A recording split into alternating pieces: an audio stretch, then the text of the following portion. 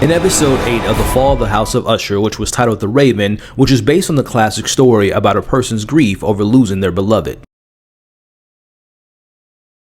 This was a mini cinematic movie that was art. It felt like it was transcending TV storytelling. I'll personally have to sit with this series just a little bit longer to truly say that I believe that this might be Mike Flanagan's best work to date, because I've spent more time and I've watched things like The Haunting on Hill House and Midnight Mass a little bit more, and I also consider those to be masterpieces. But I can confidently say that this was one of my favorite experiences with a TV series this year. And I can also say without a question, this was one of the best finales and endings to a series that I've seen this year, and honestly one of the best finales I've seen in a very long time. The detail and the precision from the direction and the writing in which the story was told was nothing short of masterful. The performances across the board were phenomenal, even though some of the characters' individual storylines sometimes felt that they were a little bit underwhelming. The performances were still top notch. Now, my personal standouts being all the performances of Roderick, especially from Bruce Greenwood. What a behemoth of a performance. Madeline Usher, played by Willa Fitzgerald, was a force of nature, as was Mary McDonnell. Augie Dupin, what an inspiring and brilliant performance by both Carl Lumbly and Malcolm Goodwin. And I thought all the Usher kids were fantastic, but my personal favorite was Kate Siegel as Camille. Gotta love Mark Hamill, as his cold and calculated approach to Pym was genius. I love the pureness in which Kyleigh Curran brought to Lenore. Now, I can go on and on about the supporting characters like Rufus, who was an asshole, but what a great performance by that boss, and Annabelle, the pureness and the kindness from her.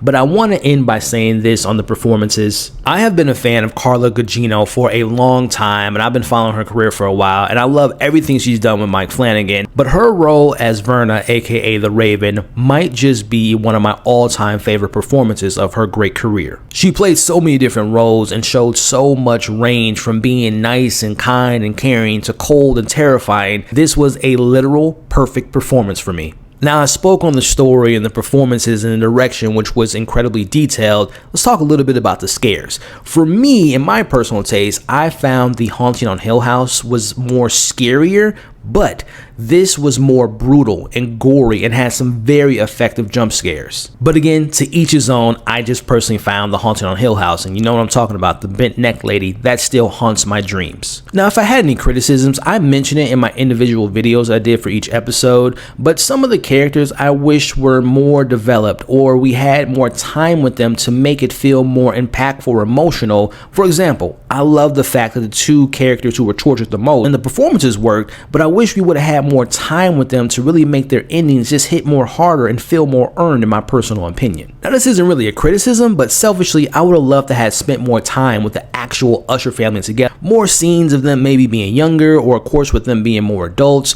because their chemistry to me was just so electric and fun and brought some great moments throughout this show. Overall, The Fall of the House of Usher brilliantly connected the classic stories of Edgar Allan Poe and told this modern, profound story about this greedy family who let their own selfish desires and dreams take over the parts of life that make you human, and filled it with lust, drugs, power, and pain. This was an experience that had an incredible depth and showcased the corrupt nature of this family, and was crafted by this genius and the master of horror and suspense and family drama by the name of Mike Flanagan. This concludes my journey of covering every episode of this incredible series. I would like to thank you all for watching this video, and a special thanks to those that watched all 7 previous breakdowns, which can be found in the description below and on the screen now. Consider hitting the like button if you enjoyed today's breakdown and recap, and share this video, as well as sharing your thoughts on this finale and this series as a whole. And if you, like me, have seen all the Mike Flanagan Netflix series, which is your favorite, let me know in the comments below.